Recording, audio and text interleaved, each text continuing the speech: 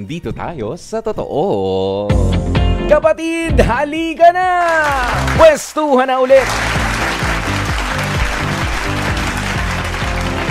At syempre, eto na nga po ang H2H Heart to Heart dito sa 92.3. At syempre, kami naman po ay nag-iimbita na i-share ang ating live streaming for today para sa pagkakataon. Para po sa pagkakataon na kayo naman ay manalo rin ng ating mga Pamigay Wednesday items. Isang 250 pesos na cash at isang sulit TV box ang naghihintay sa inyo. Opo. Tama po ang inyong narinig. Para mas malinaw ang inyong panonood ng telebisyon. Ayan, meron kayong sulit TV box. At syempre, para naman makatulong din sa inyong mga pang-araw-araw na gastusin, meron din 250 pesos na cash. Bahala po kayo kung saan nyo gagamitin yan, ha? Basta sana doon sa makakatulong at hindi sa makakaabala sa iba. Ganyan. At syempre, mas malaki po ang inyong tsansa kapag kayo ay nag-share. Pagka pinindot nyo na ang ating share button sa 92.3 True FM FB page. Ganun lamang naman po yan eh. O yung iba nga, pinipersonalize pa, ha? O pinaglalalagay pa yung mga pangalan ng kanilang mga friends. Ayan, tinatag. Tinatag na, oy! Oo, Rema Anwar, my friend. Eto na, i-share na. Ayan, Jeff Batlanggaw, Ron Cruz. Mga nakatag na sila. Para sa ating pag-share ng ating mga kwento. Ayan, at syempre dahil nga po midweek ngayon at kung sakasakali kayo rin ay nasa kalagitnaan ng inyong medyo malalim na emosyon at talagang parang gusto nyo ngayon na magbuo at sabihin ang kwento pagkatapos po ng ating programa, ay pwedeng nyo naman pong ipadala ang inyong mga kwentong buhay din dito sa amin. If you're feeling emotional ngayong rainy days, ngayong rainy season na nga, at nasa gitna ka pa ng Kuya Poy, kalagitnaan ng linggo, nalilito ako. Eto na, pwede kayong mag-message sa amin. Pumunta lamang po. Pumunta lang dito sa H2H Conversation Official. Sa FB po yan. H2H Conversation Official. It's a community page kung saan ay pwede po kayong mag-private message sa amin. Ganoon.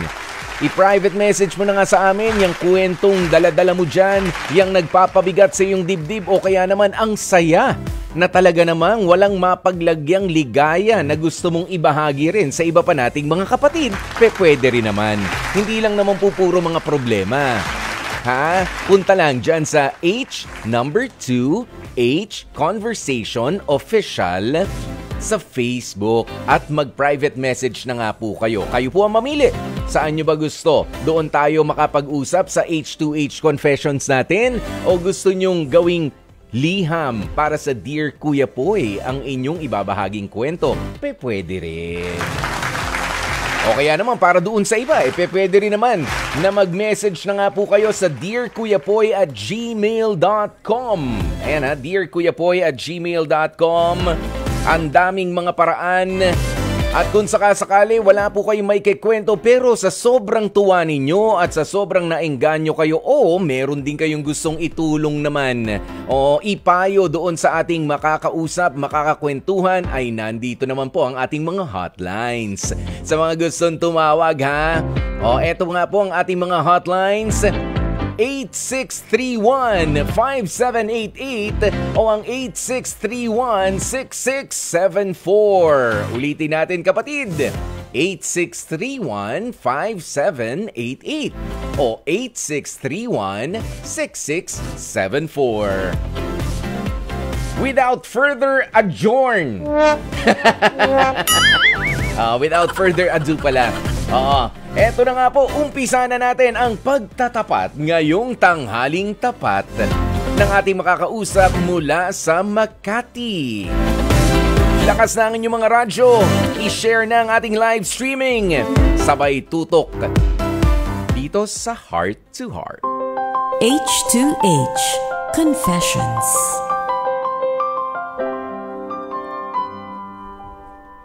May ugaling palamura at meron ding hindi kaaya-ayang amoy.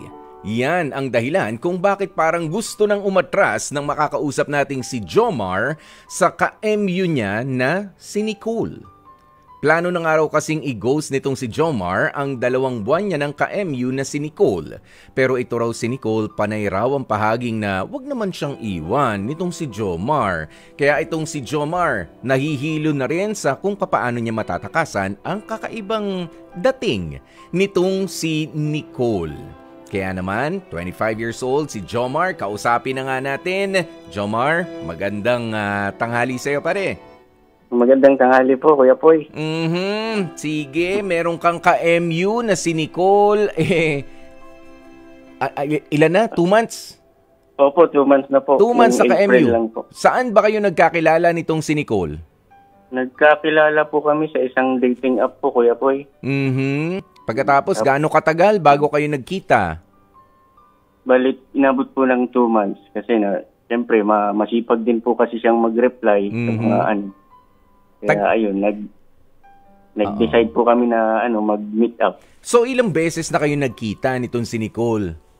Isa pa lang po, Kuya Poy. Isa pa lang naman pala. Baka naman, saan ba kayo nagkita? Sinundo ko po siya sa QC. Aha. So Tapos taga QC siya, ikaw taga dito sa Makati. Opo. Pagkatapos? Tapos yung unang kita pa lang po, Kuya Poy, siyempre, nagbeso-beso po kami, lumapit po siya sa akin. Doon pa lang po, Kuya Poy, may iba na eh. Anong amoy? Siyempre, pwede mo bang i-describe sa amin? Pasintabi po sa mga kumakain, hindi naman siguro nakakasulat. Hindi ka naman nahilam doon sa amoy niya? Yung parang nagkasabon sa mata? Hindi naman.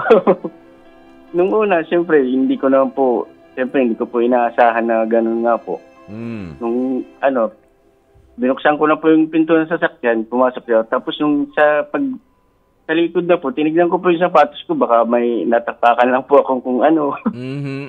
Kaya, ayun po. Ayan, pero ibig sabihin, baka naman nabilad siya sa araw bago kayo nagkita. Ano ba sa tingin mo ang nagdulot ng masamang amoy sa unang pagkikita ninyo nitong si Siguro Nicole? Po tindi po din siguro ng init ng panahon. Oo, syempre pinapawisan din o baka yung damit. Alam mo, may mga damit na alam mo yung parang naluom o yung parang hindi natuyo sa araw. Nakulob po. Ganyan, nakulob. Hindi natuyo sa araw, napahanginan lang. Medyo mabaho rin yun kapag ganun. Ganun ba yung amoy na sinusubukan mong sabihin sa amin? O iba? Kuya po eh. Iba kasi talaga. Iba. Iba po yung amoy ng yung damit na nakulob eh. Sandali, ganito. May putok. Opo. May anghit. Amoy anghit. Opo. Ganyan. Okay. Muli po pasintabi po sa lahat ng mga kumakain. Pero, ano ba, saang lugar mo ba nakita itong si Nicole? Saang lugar mo kinita? Baka naman nahirapan siyang, baka nakipag-siksikan pa. Oo, sa mga... Hindi po, sa labasan lang daw po nilang bahay nila yun. Yun lang yun. Opo. So, basa pa nga po yung buhok niya eh. Oo. Naligo pa yun Opo. Naligo. Okay. Sige, pero meron na agad amoy. Baka nga sa damit lang. Sabi mo, first time pa lang, ha? Tapos, sa first time nyo rin na pag-uusap, palamura kamo. Opo. Pag may nakita po siya, iba po yung nasasabi niya eh. Diba, nagulat po siya, mayroon laging mura na nakasama. Alam mo ako, taga Marikina ako, pero bulaklak ng dila ng mga taga Marikina ang pagmumura. Meron nga sa amin yung namatay na o may sakit na, namumura pa bago pag-usapan yung Pero bulaklak ng dila, ganun. Ito bang si Nicole, mas malala ba dun? Opo, yung malalim nga po na murang nasasabi niya. Yung kumbaga, para ka ang pinaagahan, mura, hanggang hapunan. Alam niyo po yung yung parang sa kalye po, yung mura ng pangkalye. Oo, medyo bulgar talaga. Yung tapos, ito ba yung medyo pabulong lang o yung medyo talagang pabuga, bugang-buga, bigay na bigay? Parang palikera po, parang ganun eh. Iba yung palikera, sa palengkera. At hindi rin naman ako papayag na palengkera ang itatawag natin sa mga bulgar ang salita dahil unang-una, sa palengke, kailangan malakas ang bibig mo. Ganon Opo. yun eh. Para makabenta ka eh, di ba? Sa mga suki mo. Opo. Pero hindi lahat ng mga nasa palengke. Naging expression na lang yan. Pero lumaki kasi ako sa palengke, no? At hindi ako Opo. pumapayag na palengkero ka naman, palengkera ka. Hindi ha. Mas mayayaman pa yung mga nasa palengke sa atin. It's Opo. just that mas kailangan na mas malakas ang bibig mo para matawag mo si suki. Ayan, mabola mo na Opo. pumunta sa'yo bumili. Ganoon yun.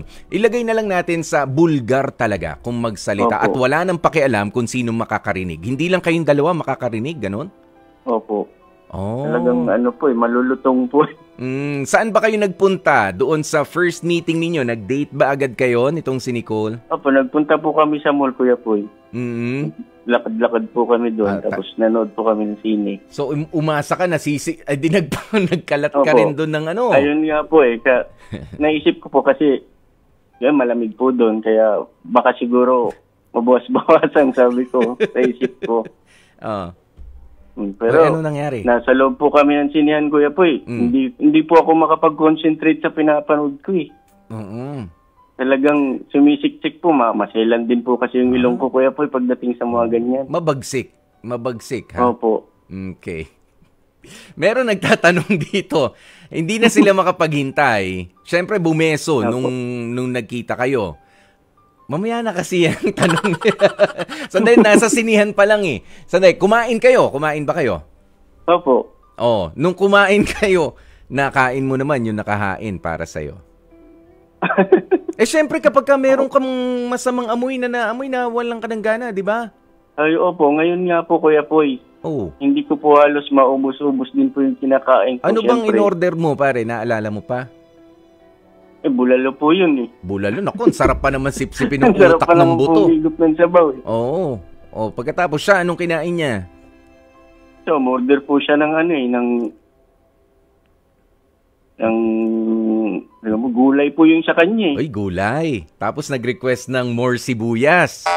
Tsaka more bawang. Ganun ba? Para mas lalong bumagsik ang amoy.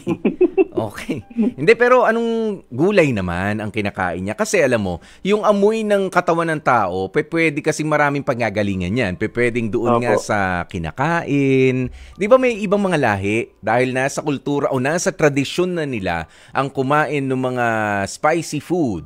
Yan, yung mga matatapang ang kumbaga ang lumalabas sa kanilang sistema bilang pawis ay masangsang para sa atin na mga hindi sanay, pero para sa kanila natural na lang naman yun. Okay? Hindi na ako magbabanggit ng ibang mga lahi. Malamang alam mo rin yan, Jomar, yung mga may hilig sa sili, mga may hilig sa bawang, ayan, sa sibuyas. Sa mga sibuyas, ayan, ng mga ibang mga lahi, ganyan. Medyo nag-iiba rin syempre yung sistema natin. Ganun kaya siya? Malamang hindi naman siguro, hindi ko naman po inisip na ganun, Kuya Poy. Tapos sabi mo nga, nung nagkita kayo, bagong ligo, pero talaga merong kakaibang amoy. Itong si Nicole. Inisip ko po, baka nakalimutan lang po maglagay sa sobrang siyempre na-excite na magkita kami. Ayun, yun. Pwede rin, nakalimutan. Pero ang bilis naman, sabi mo nga, basa pa yung buhok. Unless buhok lang yung Yun na nga po. buhok lang ang pinaliguan at hindi yung katawan. Di ba? Pwede rin ganoon. Pero ito na nga. Pasok, tsaka natin. Pagkatapos yung kumain, nakakain naman. Opo. Nakain ka? ka? Opo, nakakain naman po siya. Tapos sabi ko, medyo busog pa kasi ako. Kumain ako bago tayo nag-meet, sabi ko. Okay. Ayan, basta sumabay ka na lang rin naman. At pagkatapos nun, ito na yung tinatanong nung Jeff, ito na ang itatanong natin. Nung bang nag-goodbye kayo, nag-goodbye kiss ba? Opo, po. Bumeso na naman po nung nag-goodbye. Beso lang talaga? Opo. Hindi naman lips to lips, wala. Hindi naman po kasi sa bagay first meeting. Bago-bago pa lang naman po eh. Oo, pero nakaya mo pa. Kaya naman. Opo. Sa mukha, wala namang kakaiba. Medyo, siyempre, nagyakapan yung damit po niya, medyo dumikit sa damit ko. Ayun, naiwan po yung amoy. Sino ba ang unang sino ba nag-initiate ng yakap pa? Pwede namang beso na lang, wala nang hug. Siya po, siguro po, natuwa din siya. Nagkita kami. Mahigpit yung yakap?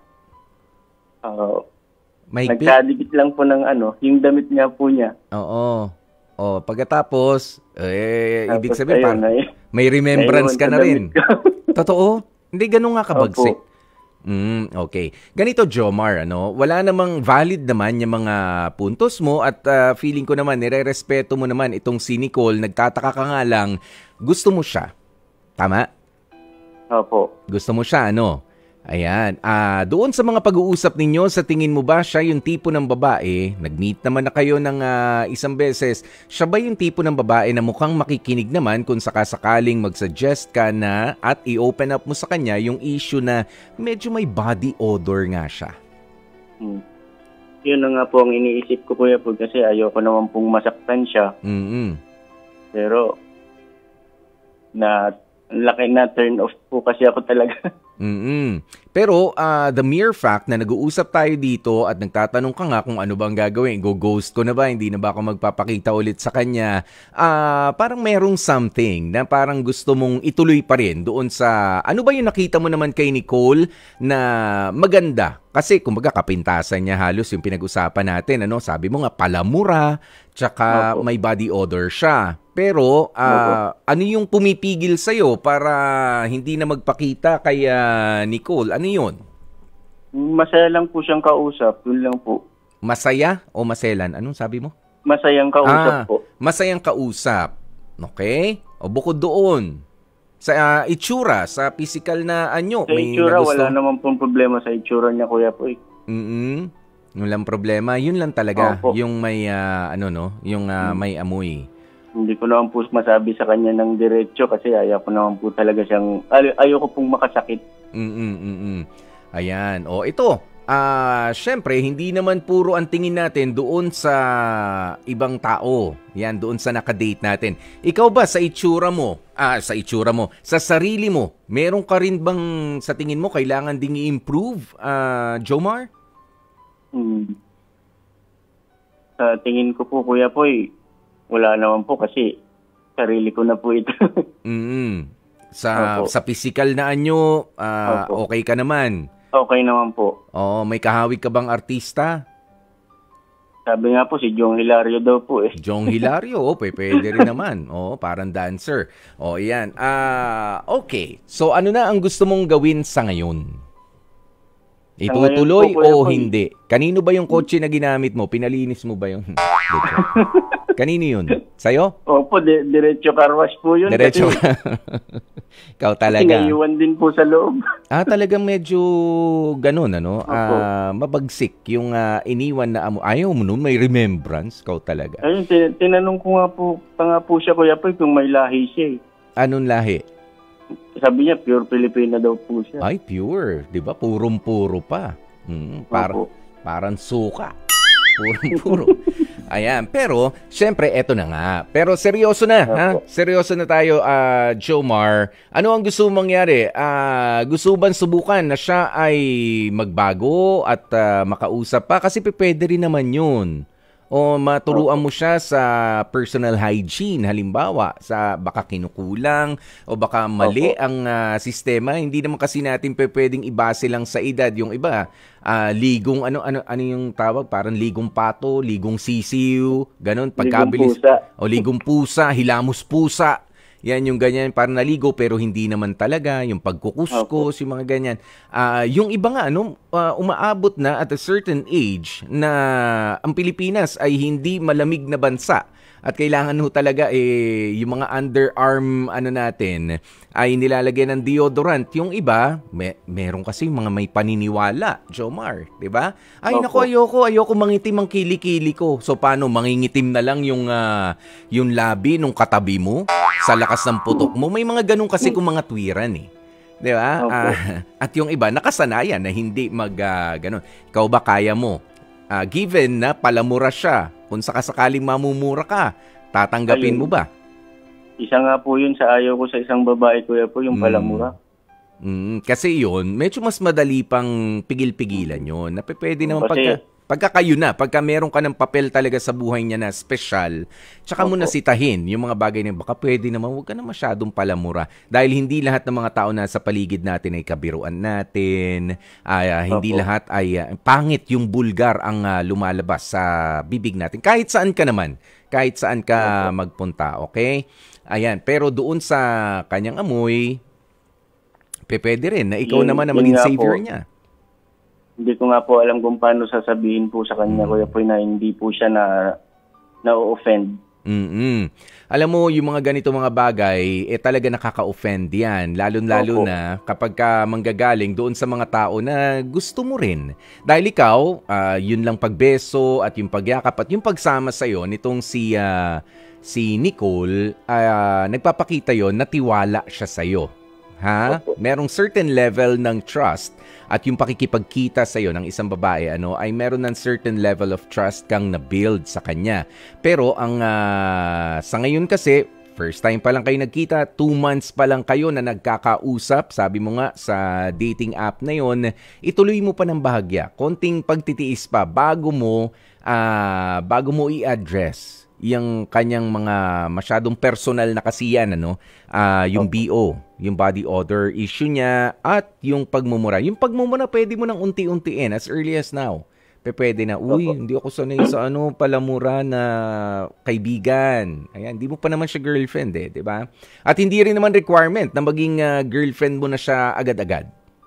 Okay? Pwede pa kayong magkita ulit.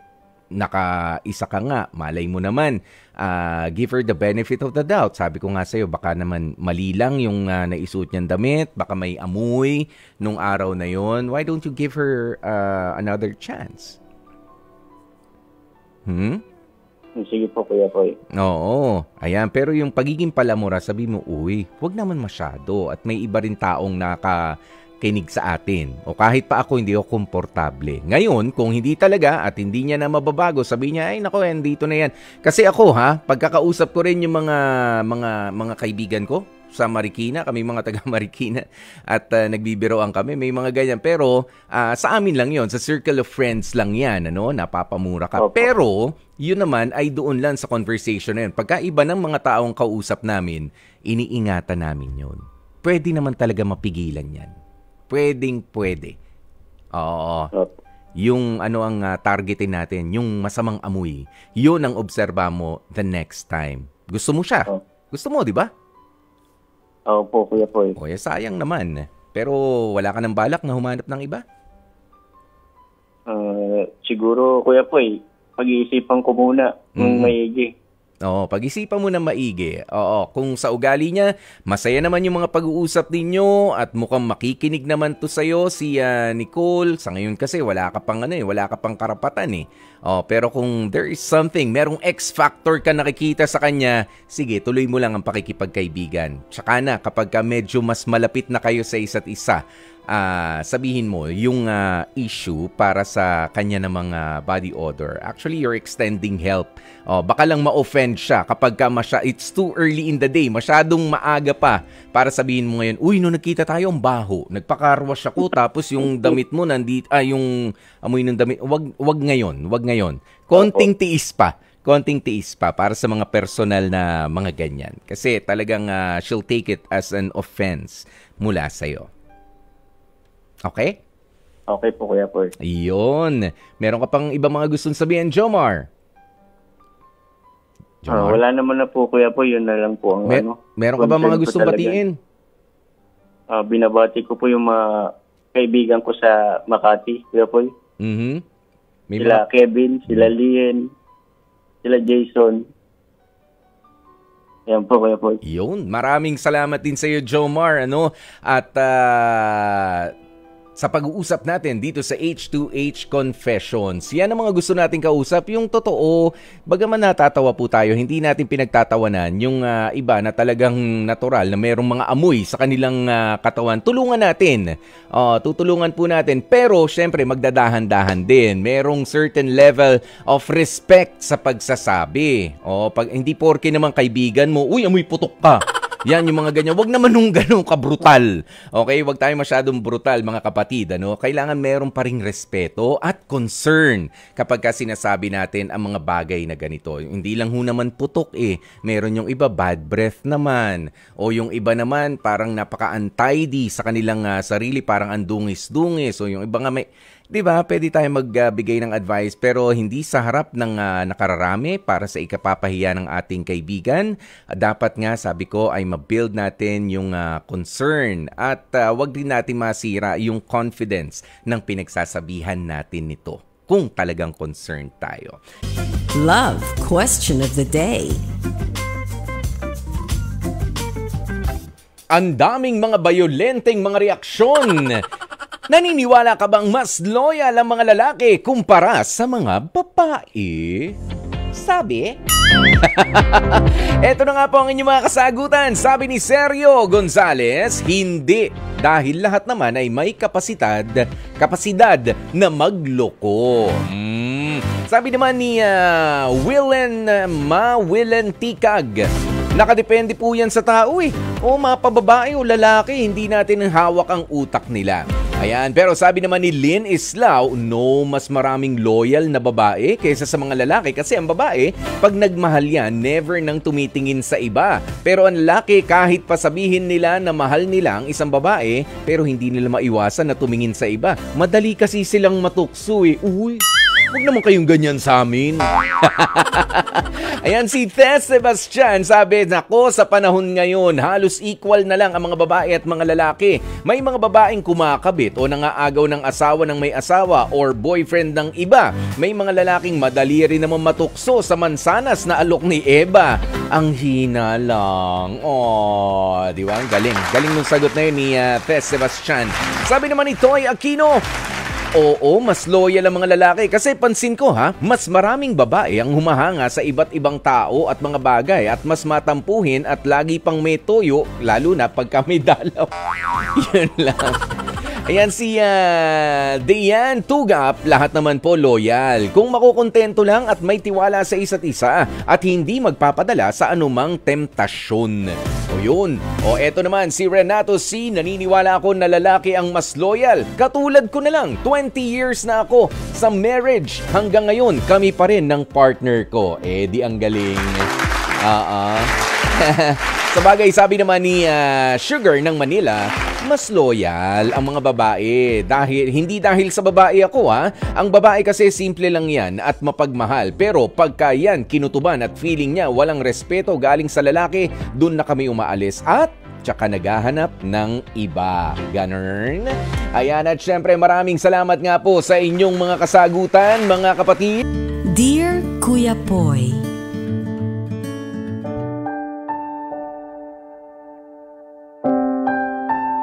Dear Kuya Poy, good day po sa inyo at sa lahat ng mga masugid na listeners at nanonood sa Facebook Live ng 92.3 True FM. Ako si Sabel, 57 years old, mula sa probinsya ng Bulacan. Kasal ako sa mister kong overseas Filipino worker sa Bahrain. Siyempre, gaya ng karamihan sa mga mag-asawang nagtatrabaho abroad, ay hindi ko rin maiwasang malungkot dahil hindi ko nakakasama at kapiling ang mister kong si Samuel. Malungkot man at mahirap ang buhay ko noon, kahit papaano naman ay naiibsan din ang nararamdaman kong ito na pagka-miss kay Samuel dahil meron naman kaming anak na somehow pinagtutuunan ko ng oras at ng aking atensyon. Nagsimula bilang helper si Samuel sa kumpanyang pinapasukan niya bago niya subuking pasukin naman ang pagiging factory driver sa kaparehong kumpanya rin. Aminado pa rin ako na hindi maiwaksi sa isipan ko ang mga naririnig kong pakikiapid sa mga may asawang nasa ibang bansa. Kaya naman para makaiwas sa tukso, kahit papaano ay madalas akong magpadala sa kanya, sa asawa ko ng mga sulat sa pag-asang hindi niya makalimutan na may pamilyang naghihintay sa kanya dito sa Pilipinas. Pero gaya nga ng sabi ng iba, kapag totoong mahal ka ng asawa o ng kasintahan mo, kahit ilang beses man lapitan ng palay, ay hindi niya itututukain kahit pa nga gutom at uhaw na rin talaga ito. Sa totoo lang, maraming beses na akong halos bumitaw sa hirap ng pagpapalaki sa aming nag-iisang anak ni Samuel, pero malaking pasasalamat ko rin dahil walang sawa naman ang suportang natatanggap ko mula sa asawa ko. Hindi lang pagdating sa pinansyal na aspeto, kundi sa pagpapalakas din lalo sa aking kalooban. Malampasan lang ang yugtong kinakaharap namin noon. Masasabi kong tapat sa sinumpaan namin si Samuel kaya matatawag kong maswerteng may bahay ako ng asawa ko. Sa totoo lang, wala akong problema sa mister ko, Kuya Poy. Gusto ko lang talaga siyang pasalamatan sa mga sakripisyong ibinigay niya sa amin ng kanyang pamilya. Huli man ang mensaheng ito pero umaasa ako na sana ay makarating pa rin ito kay Samuel. Kahit pangalipas na ang Father's Day celebration. Sa totoo lang, gusto kong sabihin sa iyo, Samuel, na pwede ka nang umuwi dito sa atin, sa Pilipinas, makapagpahinga, at ma-enjoy mo na rin ang pagstay kasama kami. Maayos na ang buhay natin. At the same time, may sarili na ring pamilya ang nag-iisa nating anak. Maraming salamat sa pagkakataong mabasa ninyo ang liham ng pasasalamat ko sa aking pinakamamahal na mister na si Samuel. Umaasa ako na sana ay magtagal pa ang inyong programang Heart to Heart at magpatuloy ang napakaraming mga nakikinig sa inyong patuloy ding lumalawak na radio program. Lubos na gumagalang, Sabel. Dear Kuya Poy, Maraming salamat sa very inspiring na story na ipinadala mo naman sa amin, Sabel, dito sa H2H, sa Heart to Heart. At talaga wala akong ibang masabi kundi isang magandang larawan ng isang matapat at malusog na pagsasama ng isang pamilya, ang kwentong ibinahagi sa atin nitong si Sabel. Ayan, at sabi niya nga, medyo nahuli pa sa Father's Day celebration yung kanyang pagsulat, pero okay na rin. Dahil magpapasalamat tayo sa mga sakripisyo ng ating kapareha na ang tagal ding nagtiis na malayo sa atin, maibigay lang yung mga alam niya na kailangan natin dito sa Pilipinas. Nagpakalayo-layo na sa ibang lupain pa nagtatrabaho. At sana nga po ay magsilbing huwaran o example itong kwentong ito sa maraming meron pa ring pagdududa kung kakayanin ba ang LDR. Dahil katulad ninyo, itong ating letter sender na si Sabel, nasabihan din sa kaliwat kanang tenga niya na, ay nako, pagka LDR, baka magtaksil yan o baka ikaw maging mahina ka rin, Mars. Dito, may iwan ka. Yung mga ganyan, pero kita nyo naman sila. Nalampasan nila ni Tatay Samuel at ni Nanay Isabel ang mga pagsubok na yan. Marami naman po talagang mga considerations pagdating sa long distance relationship, pero posible talaga ang maging masaya at matagumpay pa rin ang kahit pa kayo ay malayo sa isa't isa. Basta hindi po kayo magiging makakalimutin sa mga sinumpaang pangako sa iyong pinakamamahal na kapareha, lalo na nga sa harap ng kanyang dambana. Hindi lang puro pagmamahal, hindi lang puro pagpapacute, hindi lang puro pagpapatweetums. Honesty, loyalty, and perseverance really matters in a relationship. Yan po kasi ang check and balance, yan po ang konsensya ng isang matagumpay na pag-iibigan. Kaya dyan na po natin tatapusin ang ating Dear Kuya Poy. At syempre, sa pagkakataong ito naman, oras na para ipamigay na ang ating mga papremyo. 250 pesos na cash ang pamimigay natin mula pa sa Muntinlupa City, si Jelay Pirante Brezuela. Congratulations! Ikaw nga ang winner ng 250 pesos cash. At syempre si Jomar naman ng Makati. Ang ating nakausap kanina para sa H2H Confessions natin. Jomar ng Makati, ikaw naman ang magkakaroon ng Sulit TV Box. Congratulations mga kapatid! Papaano bukas ulit? Basta tanghaling tapat, dito mo lang yan itapat din sa 92.3 sa programang H2H Heart to Heart. Kasama nyo nga po ang inyong lingkod. Ako po si Kuya Poy, ang inyong gwapopoy dito sa 92.3 Radyo 5 True FM. Dito tayo sa totoo.